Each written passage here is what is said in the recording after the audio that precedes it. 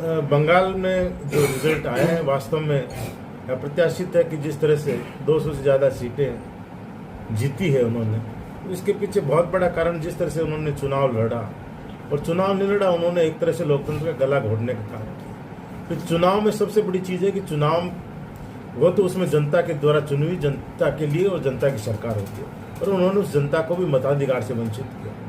91 lakh vote उन्होंने hold रख दी कि जिनको या तो निरस्त करने या उनके सर्टिफिकेट जमा होके उनको करना है। और लाखों लोगों ने 27 लाख से ज़्यादा तो उन्होंने अपने आक्षेप लगाकर उन्हें प्रस्तुत कर दिया कि कोई कह रहा है हम सरकारी कर्मचारी हैं, कोई कह रहा है कि हम तो लगातार यहीं पर से, कोई कह रहा है हमारे मकान रहे, कोई कह रहा है हमारी जमाबंदियाँ रही। एक दो जने तो ऐसे मीडिया के सामने आए जो कह रहे हम तो खुद काम कर रहे हैं और हमारे नाम काट दिए दूसरी विधानसभा।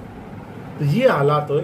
तो और फिर उसके बाद चुनाव आयोग ने कहा कि अंतिम दिन तक इनका फैसला करके हम वोटिंग का अधिकार दे देंगे, पर वो भी नहीं हुआ। और बहुत बड़ी संख्या में रोककर जो इन्होंने किया, जीत हार जनता की है, कोई भी जीते कोई भी हारे उसमें कोई बड़ी बात नहीं होती, जनता को फैसला करना है। पर आप जनता को अगर फैसला करने से रोकोगे वो बहुत बड़ी चीज़ है, और वो जो इन्होंने किया ये गला घोटना किया, और उसका खामियाजा कहीं न कहीं हम लोगों को भी उठाना पड़ा और वहाँ की सत्तारूढ़ पार्टी टीएमसी को भी उठाना पड़ा। परंपरा बदलेगी कि नहीं बदलेगी उनके कहने से नहीं है, फैसला अगर जनता करेगी तो जनता अच्छा फैसला करेगी, पर जरूरी है कि जनता को फैसला करने दें। जिस तरह से इन्होंने नगर निकाय और पंचायत राजों में भी किया है, आप तो साक्षी हैं कि किस तरह से उन्होंने वार्ड बनाए। सुजानगढ़ में 60 वार्ड है, एक वार्ड तो उनके 76 वोट का रह गया, सिर्फ 76 का। तो फिर उन्होंने भागदौड़ मची कर ये क्या हुआ, तो उन्होंने जैसे जैसे करके उसको 400 तक पहुंचाए। तो वहीं 10 वार्ड ऐसे हैं जो 4000 के ऊपर, 3 से 4000 के बीच वार्ड बना रखे हैं, और वहीं 20 वार्ड ऐसे हैं जो 500 700 इस तरह इन्होंने परिश्रम करके चुनाव कराए।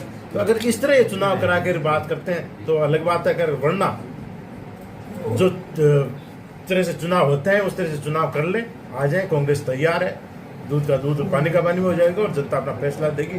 कांग्रेस मजबूती से आने वाले समय में 2028 में राजस्थान की सरकार बनाएगी, सत्ता परिवर्तन होगा और जनता के लिए सरकार कांग्रेस की बनेगी और जनता के लिए काम करेगी, इस तरह से नहीं करेगी। आज नगर पालिकाओं में तो ये हालत हो गई कि 5 हट गए, बात पहुंचाने वाला कोई है नहीं, वहां सुनने वाले है नहीं, अधिकारी इन्होंने लगा नहीं रखे, और ऐसा बेड़ा गर्क हो रहा है नगर निकाय का कि आप पूछो।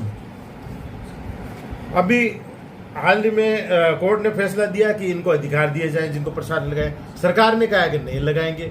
ऐसी विरोधाभास चल रही है, तो कैसे काम कर पाएंगे, और जिनको अधिकार नहीं दोगे तो वो कैसे काम कर पाएंगे। ये हालात है। टेंडर होने पर पुराने टेंडर उनको चलाए जा रहे हैं, नए टेंडर करने के लिए इनको अनुमति नहीं दे रहे, कैसे काम चलेगा। इसलिए जरूरी है, और यही हालत पंचायत राज की है। सरपंचों को प्रशासक बना दिया पर उनके पास में कुछ काम करने के नहीं दे रहे। पंचायत समिति प्रधान हट गए, प्रशासक जिनको लगा रहे हैं एसडीएम को एडीएम को, उनके पास समय नहीं है, उनको खुद का काम करने के लिए इतना है। सेटलमेंट के काम चल रहे हैं वो पूरे नहीं हो रहे, रेवेन्यू के काम चल रहे हैं वो पूरे नहीं हो रहे, रोजमर्रा के काम वो नहीं हो रहे। तो वो नगर निकाय पंचायत राज दो के प्रशासक बना रहे हैं, वो कहाँ से करेंगे, कहाँ से समय लगे।